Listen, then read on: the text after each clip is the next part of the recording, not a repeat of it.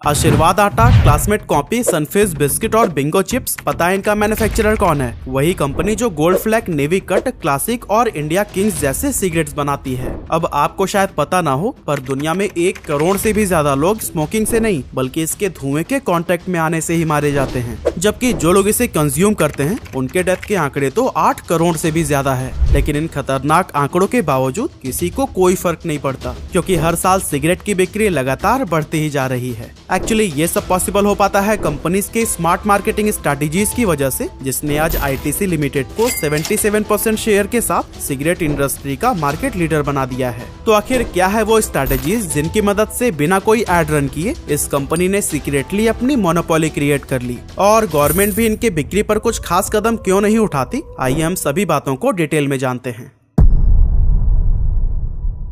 तो दोस्तों 17th century ऐसा दौर था जिसने दुनिया के कई देशों को स्मोकिंग करना सिखा दिया। कहा जाता है कि इंडिया में भी स्मोकिंग की शुरुआत इसी टाइम पर हुई थी। अब स्मोकिंग हेल्थ के लिए कितना हार्मफुल है ये बात लोग उस टाइम पर भी जानते थे, लेकिन ना तो इस अवेयरनेस का पॉजिटिव असर आज दिखाई देता है और ना ही 300 साल पहले दिखाई देता था। हालांकि ब्रिटिश शासन के दौरान इंडिया में स्मोकिंग और भी ज्यादा पॉपुलर हो गई थी और उसी दौरान आईटीसी कंपनी की नींव रखी गई। इस कंपनी का इतिहास 113 साल पुराना है, जिसकी शुरुआत 1910 में ब्रिटिशर्स ने कोलकाता से की थी और उस समय कंपनी का नाम रखा गया था imperial tobacco company of India limited. इस कंपनी में 28.5% शेयर था गवर्नमेंट का, 29.4% शेयर था ब्रिटिश सिगरेट कंपनी बीएटी का और बाकी के शेयर्स कुछ इंडिविजुअल इंडियन इन्वेस्टर्स होल्ड करते थे। अब सिगरेट तो इंडियन मार्केट में बहुत पहले से ही मौजूद थी, लेकिन इस कंपनी ने उसे और भी मॉडर्न तरीके से पेश करने का काम किया। खुलकर एड्स चलाए, बड़े बड़े होर्डिंग्स लगाकर हर जगह प्रमोट किया, जिसके चलते धीरे धीरे सिगरेट्स देश के हर कोने में ही पॉपुलर होती चली गई।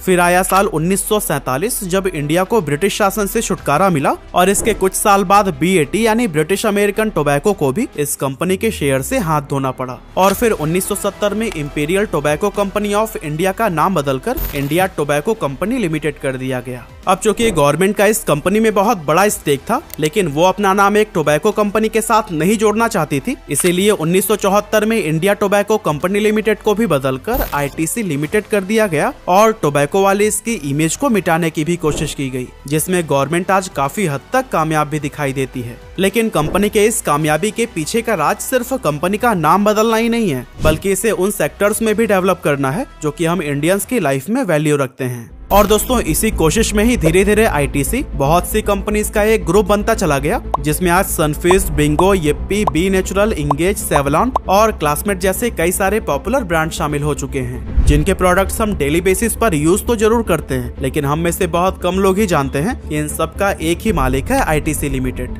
अब आईटीसी को अलग अलग सेक्टर्स में अपना बिजनेस एक्सपेंड करने के लिए जरूरत थी ढेर सारे पैसों की, और ये पैसे सबसे तेजी से जुटाए जा सकते थे सिगरेट बेचकर, क्योंकि एक तो इनकी कंजप्शन इंडिया में काफी बढ़ गई थी और दूसरा इस पर कंपनीज को बहुत ज्यादा प्रॉफिट होता था। यही वजह भी है कि न सिर्फ इंडिया में बल्कि पूरी दुनिया में ही सिगरेट को हमेशा एक हाईली प्रॉफिटेबल बिजनेस के रूप में देखा गया है। अब ये बिजनेस कितना ज्यादा प्रॉफिटेबल है इसका एक एग्जांपल देखें तो 2018 में दुनिया की 6th largest cigarette manufacturer company ने $55 बिलियन से भी ज्यादा का प्रॉफिट कमाया था, जो कि Coca Cola, PepsiCo, Nestle, Starbucks और हेनकेन के कंबाइंड प्रॉफिट से भी काफी ज्यादा था। और कुछ ऐसा ही प्रॉफिट इंडिया में आईटीसी कंपनी अपने सिगरेट से कमा रही थी और उन पैसों को नए नए ब्रांड्स बनाने में इस्तेमाल कर रही थी। लेकिन दोस्तों फिर आया 2004 जब गवर्नमेंट के एक फैसले से आईटीसी को बहुत बड़ा झटका लगा। असल में हुआ यूं कि गवर्नमेंट ने स्मोकिंग की वजह से बढ़ती बीमारियों और मौतों को देखते हुए सिगरेट की एडवर्टीजमेंट को इंडिया में पूरी तरह से बैन कर दिया,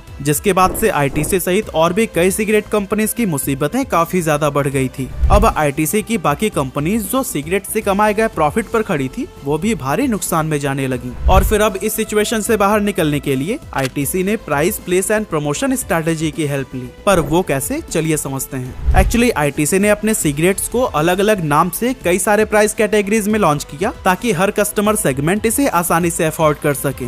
आज आईटीसी के पास 14 सिगरेट्स ब्रांड्स हैं, जिसमें जिसमें Duke and royal, classic, gold flag, navy cut, players और सिल्क कट जैसे कई सारे नाम शामिल हैं। और इसमें कई तरह के प्रीमियम और नॉन प्रीमियम सिगरेट्स भी हैं, जिससे हर तरह के अलग अलग शौक रखने वाले लोगों को ढेरों ऑप्शंस मिल जाते हैं। आईटीसी की दूसरी स्ट्रैटेजी थी सही जगह पर अपने प्रोडक्ट्स को डिस्प्ले करना, ताकि ये लोगों का अटेंशन ग्रैब कर सके। इसके लिए आईटीसी ने दुकानदारों को पैसे दिए और अपनी सिगरेट के डिस्प्ले बॉक्सेस को दुकान के बिल्कुल सामने लगवा दिया, ताकि इसे देखने के बाद लोगों को इसे ट्राई करने का मन हो और बार बार पैकेट्स को देखने के बाद इसकी कभी न मिटने वाली इमेज उनके माइंड में छप जाए। साथ ही उन्होंने बहुत सी जगहों पर अपनी सिगरेट्स के होर्डिंग्स भी लगवाए, जिसके चलते कंपनीज की सेल्स वापस पटरी पर लौटने स्टार्ट हो गई। लेकिन दोस्तों, आईटीसी को असल सक्सेस तब मिली जब इन्होंने अपनी थर्ड स्ट्रैटेजी को इम्प्लीमेंट किया, और वो था प्रमोशन। अब आपके मन में सवाल आ रहा होगा कि सिगरेट एडवर्टीजमेंट तो इंडिया में कम्प्लीटली बैन कर दी गई थी, फिर आईटीसी ने अपनी सिगरेट को प्रमोट कैसे किया? इसका आंसर है फिल्म इंडस्ट्री से, जहां अक्सर आज भी बड़े पर्दे पर एक्टर और एक्ट्रेसेस सिगरेट फूंकते हुए दिख जाते हैं। ये वो दौर था जब बॉलीवुड देश सहित विदेशों में भी बेहद पॉपुलर हो चुका था और हर कोई मूवीज के अलग अलग कैरेक्टर्स में खुद को देखता था। जब एक्टर्स नए नए हेयर स्टाइल और अलग अलग तरह के कॉस्ट्यूम में दिखते थे तो लोग उन्हें कॉपी करने लगते थे। लेकिन बात सिर्फ कॉस्ट्यूम और हेयर स्टाइल तक ही सीमित नहीं थी, बल्कि जब उनका फेवरेट एक्टर स्टाइल मारने के लिए स्मोकिंग करता था तो ऑडियंस भी इसको कंज्यूम करने लगती थी, ताकि वो भी उनकी तरह कूल दिखाई दे। लेकिन क्या सच में मूवीज में दिखाए गए कुछ सेकंड के स्मोकिंग सीन से कोई सिगरेट एडिक्ट हो सकता है? इसका जवाब है हाँ, क्योंकि इस पर कई सारी स्टडीज भी हो चुकी हैं, जिनमें ये साबित भी हो चुका है कि अपने फेवरेट एक्टर या एक्ट्रेसेस को स्मोकिंग करते हुए देख एडल्ट इनकी तरफ अट्रैक्ट होते हैं। फॉर एग्जाम्पल, WHO की एक स्टडी ने बेहद हैरान करने वाले आंकड़े को रिवील किया है कि इंडिया के 76% मूवीज में टोबैको के सीन्स दिखाए जाते हैं, और उसी से इन्फ्लुएंस होकर 52.2% चिल्ड्रंस अपनी लाइफ की पहली स्मोकिंग करते हैं। अब अगर हम इंडिया की बात करें तो ये दुनिया का लार्जेस्ट मूवी प्रोड्यूसर है, जहां हर साल 1000 से भी ज्यादा फिल्में अलग अलग लैंग्वेजेस में बनाई जाती हैं। और हैरानी की बात यह है कि जिस मूवी के स्टार्टिंग में स्मोकिंग किल्स के वार्निंग दिखाए जाते हैं, उसी मूवी में बार बार लीड एक्टर या एक्ट्रेसेस के स्मोकिंग करने वाले सीन्स भी मौजूद होते हैं। इसके लिए कंपनीज प्रोडक्शन हाउसेस को बहुत बड़ा अमाउंट पे करते हैं, ताकि वो स्मोकिंग को मूवीज या फिर टीवी शो में ग्लैमर से जोड़कर दिखा सके। और दोस्तों, अब चूंकि आईटीसी की सिगरेट हर सेगमेंट में मौजूद थी, इसीलिए जब स्मोकिंग ग्लैमर से जुड़ने लगी तो हर एक सेगमेंट के कस्टमर इसके एडिक्ट होते चले गए, और बढ़ते समय के साथ कंपनी का प्रॉफिट भी बढ़ता चला गया। यहाँ तक कि सिर्फ 4 साल में ही आईटीसी 75% मार्केट शेयर के साथ इंडियन सिगरेट इंडस्ट्री की लीडर बन गई। आईटीसी मार्केट में अपनी जड़ें अब तक इतनी मजबूत कर चुका था कि इसने 2008 के फर्स्ट क्वार्टर में अपनी सिगरेट के प्राइस 20% तक बढ़ा दिए थे, लेकिन इसकी सेल्स पर बढ़ते दाम का कोई भी नेगेटिव इम्पैक्ट नहीं पड़ा। और हैरानी की बात यह है कि इसी साल के सेकेंड क्वार्टर में इसकी सेल्स 12% तक बढ़ गई थी। और कुछ ऐसे ही साल दर साल सिगरेट्स की सेल्स बढ़ती चली गई और कंपनी लगातार प्रॉफिट कमाती रही।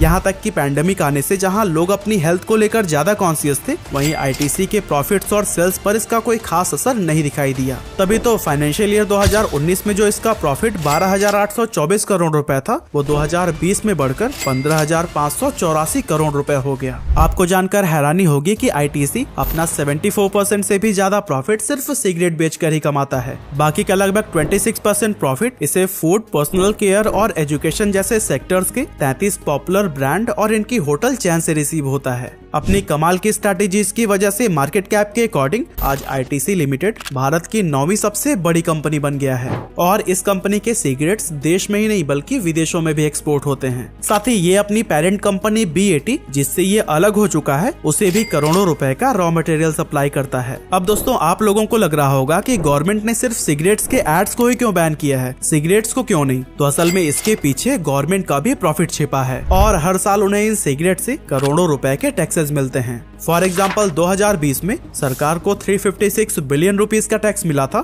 जो कि एक बहुत बड़ा अमाउंट होता है। यानी देखा जाए तो कंपनीज के साथ साथ गवर्नमेंट को भी इससे काफी ज्यादा फायदा हो रहा है। लेकिन उन लोगों का हेल्थ के अलावा पैसे का भी लॉस हो रहा है, जो कि सिगरेट एडिक्शन में बुरी तरह फंस चुके हैं। और एडिक्शन भी ऐसा कि इंडिया के सिर्फ 2% लोग ही स्मोकिंग क्विट कर पाते हैं।